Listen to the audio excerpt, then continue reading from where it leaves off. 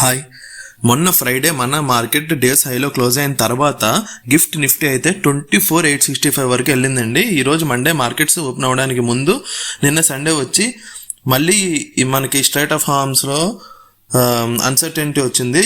Iran అయితే Indian ట్యాంకర్స్కి shooting చేసింది, అలాగే దేన్ని వదలట్లే, ఏ ట్యాంకర్స్ని పాస్ అవనివ్వట్లే. ఎందుకంటే యూఎస్ వాళ్ళు ఇరాన్ పోర్ట్ నుండి స్టార్ట్ అయిన ట్యాంకర్స్ ఏవి వాళ్ళు వదలట్లేదు అంటున్నారు. కాబట్టి ఈ అన్సర్టెనిటీ కంటిన్యూ అవుతూ మార్కెట్ అయితే 24 గిఫ్ట్ నిఫ్టీ 24,860 నుండి 24,400కి ఇప్పుడు వచ్చింది. మన మార్కెట్ ఇంకా ఓపెన్ అవ్వడానికి 3 minutes టైం ఉంది. Welcome to our channel. ముందుగా మన ఛానల్ కొత్తగా వచ్చిన వాళ్ళు అయితే ఛానల్ సబ్స్క్రైబ్ చేసుకొని మన ప్రీవియస్ వీడియోస్ చూడండి. మార్కెట్లో కొత్తగా ఏది జరగదు. మార్కెట్ తన ప్యాటర్న్స్ని మార్చుకుంటూ ఎవరైతే కన్సిస్టెన్సీ మెయింటైన్ చేసుకుంటూ క్యాపిటల్ని కాపాడుకుంటారో వాళ్ళకి మంచి ప్రాఫిట్సే చూపిస్తుంది. ఇప్పుడైతే ఈ కొన్ని డేస్ నుండి మార్కెట్స్ అయితే న్యూస్ బేస్డ్ మార్కెట్స్, న్యూస్ బట్టే మార్కెట్ రియాక్ట్ అవుతున్నాయి. అలాగే టెక్నికల్ లెవెల్స్ మీరు పెట్టుకున్న బ్రేక్అవుట్స్ చూసుకుంటూ మార్కెట్ అయితే ట్రేడింగ్ చేయొచ్చు. ఇలాగే దుబాయ్ కూడా యుఎస్ఏని బ్లేమ్ చేస్తుంది. ఇప్పుడు దానివల్లే ఇరాన్ కాన్ఫ్లిక్ట్ అంతా ఉంది. దీనివల్ల మేము యుఎస్ఏ డాలర్స్ యూజ్ చేయకుండా యాన్ కూడా చైనీస్ యాన్ యూజ్ చేసే ఛాన్సెస్ ఉన్నాయని. క్రూడ్ ఆయిల్ కూడా మనకి పాజిటివ్లో +7% ఉంది. మన మార్కెట్స్ చూసుకున్నట్లయితే మీరు అన్ని సెక్టర్స్ చూడండి. ఇప్పుడే మార్కెట్ ఓపెన్ అయ్యి నిఫ్టీ అన్ని సెక్టర్స్ కూడా నెగిటివ్లో ఉన్నాయి.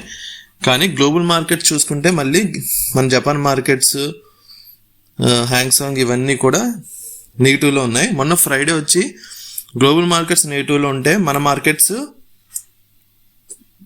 హైలో క్లోజ్ అయినాయి పాజిటివ్. ఈరోజు గ్లోబల్ మార్కెట్స్ పాజిటివ్లో ఉన్నాయి.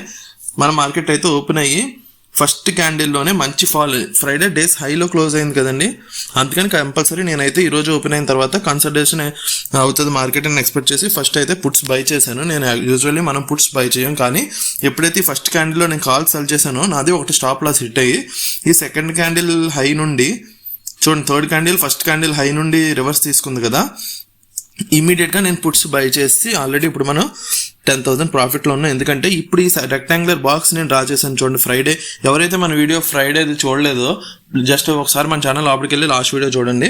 మార్కెట్స్ అక్కడ వరకు కన్సల్టేట్ అవుతాయని మనం ఎక్స్పెక్ట్ చేసి నేను పుట్స్ బై చేసి ఆల్రెడీ 10,000 ప్రాఫిట్లో ఉన్నా. నెక్స్ట్ వచ్చి రేపు మనకి నిఫ్టీ వీక్లీ ఎక్స్పైరీ, అలాగే ఇంకా గ్లోబల్ అన్సర్టెనిటీస్ అయితే కంటిన్యూ అవుతున్నాయి.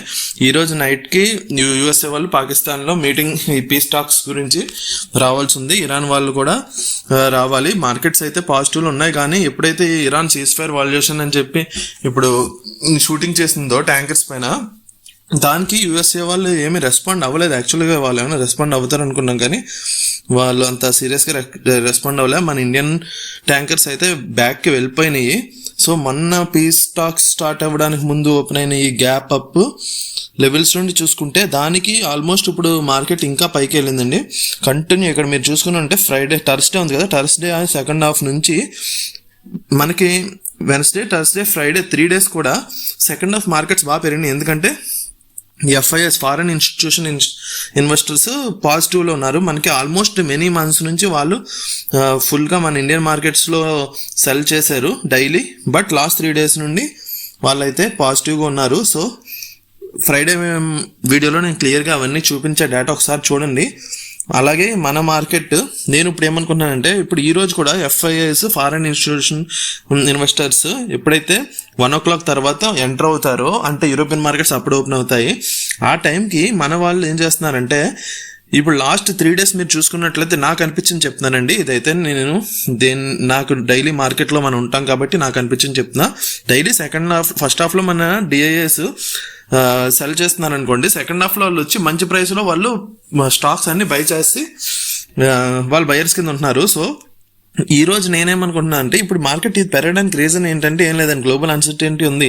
కానీ మార్కెట్ ఎందుకు పెరిగిందంటే నేను అనుకోవడం ఏంటంటే, డిఐఎస్ ఉన్నారు కదా మన డొమెస్టిక్ ఇన్స్టిట్యూషన్ ఇన్వెస్టర్స్, వాళ్ళు సెకండ్ హాఫ్లో ఎఫ్ఐఎస్ వచ్చినప్పటికీ వాళ్ళు మార్కెట్ సెల్ చేస్తారు అనుకోండి, ఆ ప్రైస్లో వాళ్ళు బై చేస్తున్నారు, మంచి ప్రైస్ అది. అందుకని ఫస్ట్ వాళ్ళు అన్ని ప్రైసెస్ పైకి తీసుకెళ్లారండి. నేను అనుకోవడం వాళ్ళు ఫస్ట్ మార్కెట్ని పైకి తీసుకెళ్లారు. ఎప్పుడైతే మార్కెట్ని వాళ్ళు పైకి తీసుకెళ్లారో ఈ ఎఫ్ఐఎస్ వచ్చిన తర్వాత సెకండ్ హాఫ్లో వాళ్ళు హై ప్రైస్లోనే బై చేయాలి, లేదా సెల్లర్స్ కింద కన్వర్ట్ అవ్వాలి. సో ఈరోజు డేటా మనకు చూసినట్లయితే తెలిసిపోతుంది. నేనైతే కామెంట్స్లో పెడతా. ఇంకా మన డేటా యాక్చువల్గా ఎన్ఎస్సి వెబ్సైట్ కూడా చూసా, అప్డేట్ అవ్వాలా, ఓన్లీ మన ప్రీవియస్ డేస్దే చూపించింది. సో ఈ 1 o'clockకి నా ప్రీవియస్ వీడియోస్ చూసిన వాళ్ళందరికీ అర్థమవుతుంది. ఎవ్రీడే నేను చెప్తున్నా 12:30 to 1 మార్కెట్లో చాలా జాగ్రత్తగా ఉండాలి. ప్రాఫిట్స్లో ఉన్నారు, ప్రాఫిట్ బుక్ చేసుకోండి. అలాగే మన ఛానల్ సబ్స్క్రైబ్ చేసుకోండి, ఎందుకంటే సెకండ్ హాఫ్లో ఎఫ్ఐఎస్ వచ్చేటప్పటికి మార్కెట్ డైరెక్షన్ మొత్తం చేంజ్ అయిపోతుంది. ఎందుకంటే అప్పటికే చాలామంది ఎగ్జిట్ అయిపోతారు. సో ముందుగా ప్రాఫిట్లో ఉన్న వాళ్ళు ఫస్ట్ హాఫ్లో మీరు 12:30 to 1 బిట్వీన్ మీరు at least 50% of your positions exit చేసేసి మీరు లేదంటే స్టాప్ లాస్ పెట్టుకుని చూడండి. అలాగే మెనీ టైమ్స్ నేను చెప్పింది ఏంటంటే ఫస్ట్ టైం మీకు వచ్చేది సిగ్నల్, సెకండ్ టైం వచ్చేది ఎంట్రీ.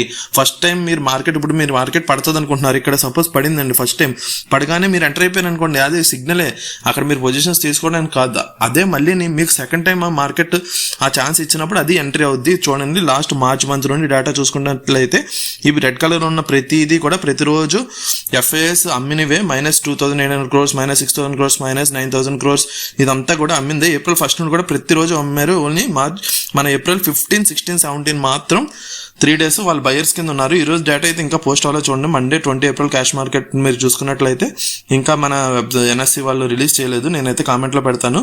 మన ఛానల్ అయితే సబ్స్క్రైబ్ చేసుకోండి. రేపు ఎక్స్పైరీ చూద్దాం, ఎక్స్పైరీ జాగ్రత్తగా చేద్దాం. Thank you. Subscribe my channel.